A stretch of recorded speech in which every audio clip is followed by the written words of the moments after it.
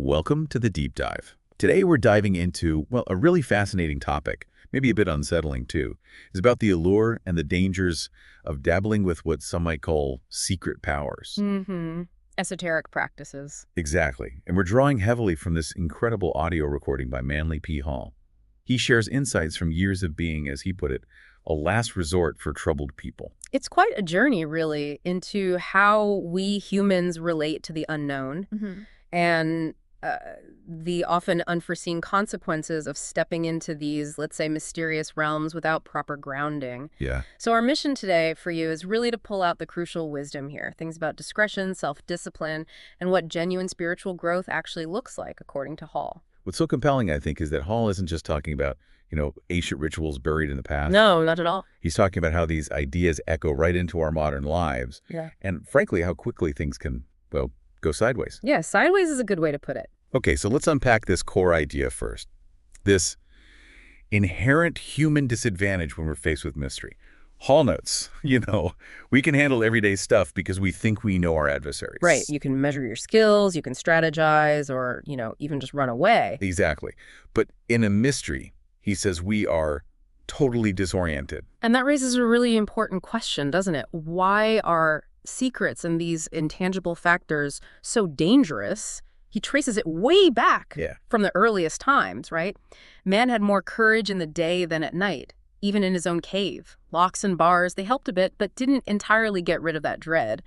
And even now, in our scientific age, we still fear formulas we don't understand, huge energies we can't really cope with, or even just the unknown thoughts of other people. So what's the upshot of all this? Hall connected to what he calls a terrible nightmare humanity went through. This world filled with secrets, darkness, magic. Amplified by belief in evil, demons, spirit possession, bewitchment, all of that. He suggests our ancestors literally died as much from terror as from actual ailments. Yeah. That long shadow of mystery, it still brings anxiety. And we often just aren't equipped to handle it properly. Okay, here's where it gets really interesting for me. Hall acknowledges ESP research. Things like clairvoyance, thought transference. He accepts these possibilities. Right. He even suggests these discoveries might support our idealism, that the universe is maybe a greater place than we thought. But then, almost immediately, he brings up the lurking problem. Ah, yes. And the example he gives is pretty stark, isn't it? This individual spent a lot of money on mental absent treatments. Trying to influence someone to change their life, change their will. Basically make a will in their favor. And it seemed to work, but the person who did it ended up in a cold sweat. Which leads right to the core question, doesn't it? If we can mentally dominate someone else. Can others mentally dominate us? Do these processes work both ways? Exactly. We want to change others, Yeah. but the idea of being secretly changed ourselves, that's unsettling. Deeply unsettling. It hits right at our freedom of action, our freedom of thought. And if one person can influence us, why not 50? Or 1,000? Or think about it this way. If we can cause loss out of revenge, can the same be done to us? Like the old Bruja Hall mentions. Local witch idea, yeah. If we can pray our enemies to death, can they pray us to death? So when we open this mysterious door, as Hall calls it, between the everyday world and the unusual, we're stepping into a region we know almost nothing about. We just don't have the experience to cope with these intangibles. Instead, we rely on our own tendency to fantasy, maybe, and an imagination that can just get out of hand. And his experience, as he relates it, is pretty grim. He says 99 out of 100 dabblers end in shipwreck. Shipwreck. Yeah. And who are these people, these dabblers? He describes them as often neurotic, unhappy, frustrated, maybe pressure-ridden. Not trained scholars, definitely not. No, they just sort of drifted along, joining various groups or organizations. And some of these groups, he says, actually use threats, dark curses, that kind of thing, to keep members. That primordial fear of curses. Even in the 20th century, he saw it making people's lives haunted by mere fears. It's fascinating, isn't it, how someone might interpret their own negative thoughts or fears as illumination. Yeah, or like new dimensions of consciousness opening up. Instead of seeing them as maybe symptoms of mental distress. Which is why Hall strongly recommends extreme caution, when exploring areas where knowledge is just insufficient. He really stresses the difference between understanding theories, which he thinks is fine, even good. Right. Intellectual understanding is one thing. And actually dabbling with practices, Yeah. especially without solid groundwork. Haphazard experimentation, he says flat out, simply does not pay off except in terms of tragedy. Tragedy. Wow. And here's a really critical point he makes. It almost doesn't matter if this weird and wonderful world is objectively real or if it's all psychological. Right, because the effect on the person, it's the same either way. Coincidence, what he calls inevitable fortuity, can build a really strong case for things that are hard to explain if you're not careful. He uses those examples like patent remedies, bread pills, magnetic blankets. Things where sheer belief seem to cause cures. Yeah. Right. But it masked the psychosomatic nature of the problem. Exactly. So people come to believe others are doing things to them or for them. When actually they're doing it to or for themselves. And neglecting a real illness because you're chasing a magical cure, well, that can be incredibly costly. Health, happiness, everything. Let's shift gears slightly. Let's talk about prayer, something that seems much simpler, maybe. On the surface, yeah. Hall acknowledges its huge potential for good. But then he observes how few of us actually use it unselfishly. That's a sharp observation. If you truly believe prayer is a power, it immediately becomes a temptation. The temptation to use it for your own advantage? Or maybe even someone else's disadvantage. He says he's seen people spend years praying for misfortunes to happen to others. Which really makes you ask, can we assume the universe just grants selfish desires, even if it means someone else loses out? Hall argues, pretty forcefully, that if you take honesty out of the universe anywhere, you basically take it out everywhere. So either there are principles, rules, or our whole ethical life just collapses. Right. He brings up Pythagoras here. Apparently, when asked how someone should pray, Pythagoras said something quite stark. Yeah, it's memorable. Never pray for anything. Because if you pray hard enough, your desire may be fulfilled and may be the destruction of you. Oof, that hits hard. We know what we want, right? But Hall adds, only heaven knows what we need. So connecting this to the bigger picture. Yeah. What is the proper function of prayer then?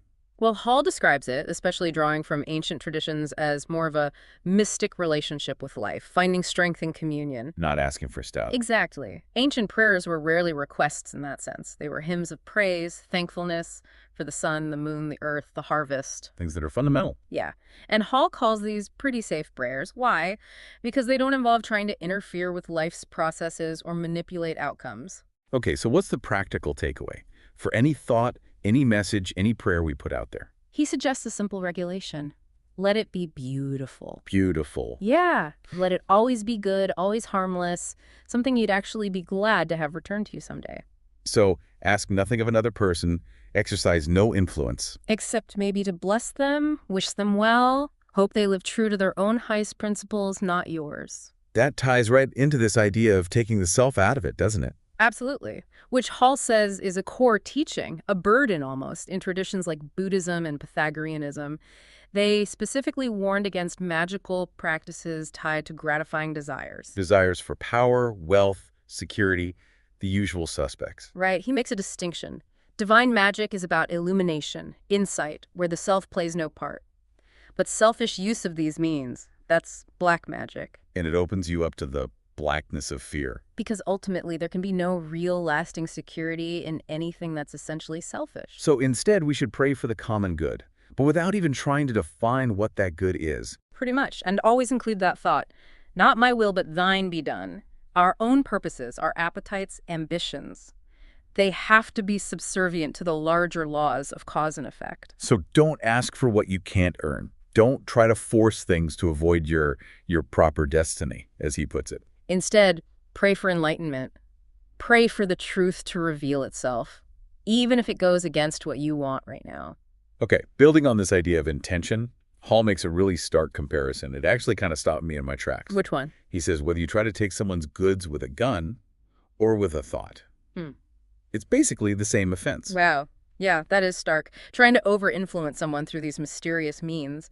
He equates it to luring them into a bad situation just to cheat or betray them. That's a strong claim. It is. And he goes further, arguing that the perversion of wisdom, the misuse of insight, of spiritual resources, that might be one of the greater crimes. Carrying nature's heaviest penalties, he says. Yeah. Stealing from someone by influencing their mind, he presents that as far worse than robbing their house. Because it involves, in his view, sacred matters. the immediate presence of the divine. So it becomes this peculiar and terrible evil that can destroy not just life, but reason itself. And he observes that many sincere people get into trouble precisely because they have this desperate desire to grow. They're looking for shortcuts, aren't they? A mysterious key to unlocked understanding. They assume illumination is the end, and therefore the end justifies the means. Which, he points out, is a universal problem. You see it across all sorts of religious and mystical groups. Historically, he explains, the esoteric arts and sciences, which were once guarded in temples, became, well, profaned. Right. Pandora's box was open, basically. These psychic, magical phenomena entered common knowledge, common possession. But without the safeguards, the purification, the preparation that was required before. Exactly. And his analogy is powerful. Imagine discovering nuclear fission but having no ethical structure, no way to guide its use. He's saying the esoteric arts are just as dangerous to the average person if handled irresponsibly. Precisely. The issue wasn't the power itself. It was the profound lack of wisdom in how it was applied. So lots of schools, systems, groups popped up, but very few were genuine. And people, no longer under those strict moral obligations of the old temples, became really susceptible. They started believing the wrong people. They got into trouble because, as Hull puts it quite bluntly, sincerity was not very smart. Ouch. But it makes sense in this context. The consequence he describes is often this powerful imagination leading to, well, hallucinations of progress. Hallucinations of progress. Yeah. Individuals end up in a strange, negative psychic situation. And he emphasizes it never goes that way where everyone just stays happy and enlightened. False doctrines inevitably create complications. So the person who thinks they're illumined, they often feel compelled to illuminate everyone else, right? They can become this kind of metaphysical aristocrat. losing family, friends, because they believe they're infallible. Exactly. They become blind to their own faults. Even a bad temper might get reframed as, proof of advancement. It's a total loss of perspective. And then the emergency hits. Yeah. A real crisis. And suddenly they find they don't have the insight they claimed, which leads to bitter disillusionment. Sometimes even mental breakdowns, he mentions. Yeah. And they often feel persecuted because others don't accept their, self-proclaimed special destiny. It just compounds the isolation. So let's talk about the tangible effects. Physically, mentally. What does this kind of dabbling actually do to people? Hall points to some pretty serious health consequences. He observes that these kinds of metaphysical practices, when done without proper grounding, often create a lot of stress. Fixed tensions, he calls them, especially on the nervous system. Right. This confusion in your life makes the nervous system kind of flutter. That's the word he uses. Flutter, leading to anxiety, unreasonable hopes, just disorienting ups and downs. Exactly. And he describes these psychic flutters quite vividly. Strange, unexplainable miseries. Like what? Things like nerve filaments feeling like they're crawling under the skin, sudden cold chills or hot flashes, mysterious migraines that seem to move around. And people often attribute these to external things, like entities or other people's thoughts. Yeah, strange entities or other people's thoughts bouncing off me. But Hall's diagnosis is much more internal. He calls it a gradual psychosomatic transference of total confusion. So the nervous system just loses its rhythm, mirroring the mind's own disorganization. That's the idea. It's an unpleasant, vicious circle, as you said. Because the person feels powerless, right?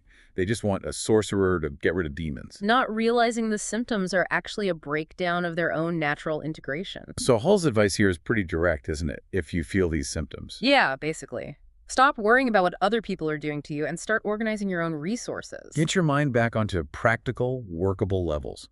Train your thinking. Control your emotions. Find natural outlets.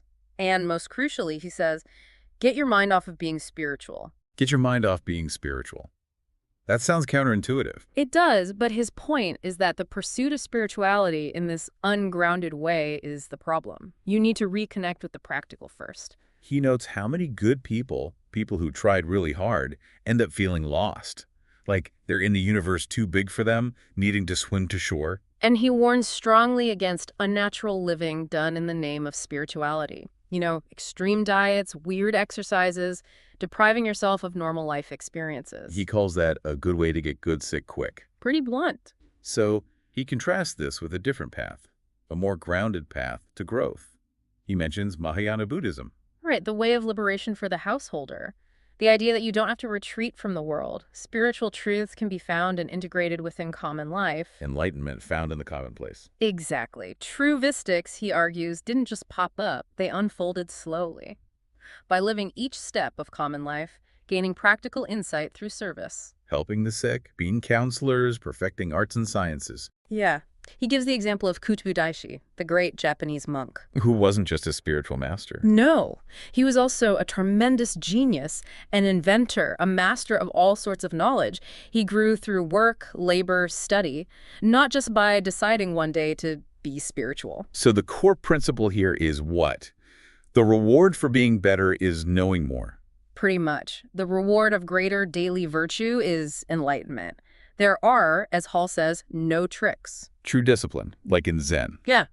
It might involve decades, right? 20 years of rigorous discipleship. Focused on constant self-analysis and the breaking down of every illusion. It's serious work. And his concern isn't really for those people, the ones undergoing that profound discipline. No, it's the dabbler. The one who approaches these incredibly deep things haphazardly. So what's the concrete advice for someone who finds themselves in that psychic flutter situation? Go back into the world. Reestablish contact, get back into, and this is his phrase, good old low vibration. Low vibrations. Meaning reconnect with the practical, grounded realities of life. Because trying to live constantly in the spiritual highlands without a foundation, well, the highlands are killing them, as he puts it. Okay, so how do you regain control? How do you get grounded again? The solution, Hall insists, is creating new interests, finding practical outlets, and above all, discipline. Discipline in what way? Could be anything, really. Studying music, maybe. Diligently practicing scales for years. Or learning sumi painting. Japanese ink wash painting. Yeah, where you might draw circles for 3 years straight. The point is, these activities teach control. Control over your mind, your emotions. He acknowledges it takes time, right? That initial drudgery. 1 to 3 months, maybe? Yes, but then discipline can become fascinating in itself. And crucially, it teaches you how to learn and how to control fear. And this process, he says, leads to becoming a more interesting person. Someone who creates an interesting environment from within. Right. True spiritual integration doesn't come from esoteric practices necessarily. It comes from mastering your own instincts, appetites, impulses, fears. He even mentions taking on unavoidable responsibilities, like a young man joining the Navy for discipline. And finding that his psychic problems just vanished. So the message is really clear. Unequivocal, I'd say. Yeah. Put yourself under discipline. You can't fight these problems by trying to use magic against magic. Why not? Because the abstract nature of it all just leads to this endless escalation, needing super terms to fight super problems, which only deepens the confusion. So if you're listening and you're not in this kind of trouble... Be grateful, Hall implies. And if you are seeing things, as he puts it. His advice is practical. Either check your physical eyes, get them looked at, or dig into basic systems of thinking. Find something dynamic, vital, meaningful to pursue in this life. Wow. That was certainly a deep dive into some profound but also incredibly practical wisdom from Manly P. Hall. It really was. The core message, it really seems to boil down to self-mastery, doesn't it? Ethical conduct, approaching life with grounded wisdom. Instead of chasing those magical shortcuts or trying to escape into untested spiritual realms. Absolutely. Hall's warning against just casually dabbling is so clear. Don't experiment, don't play games with life.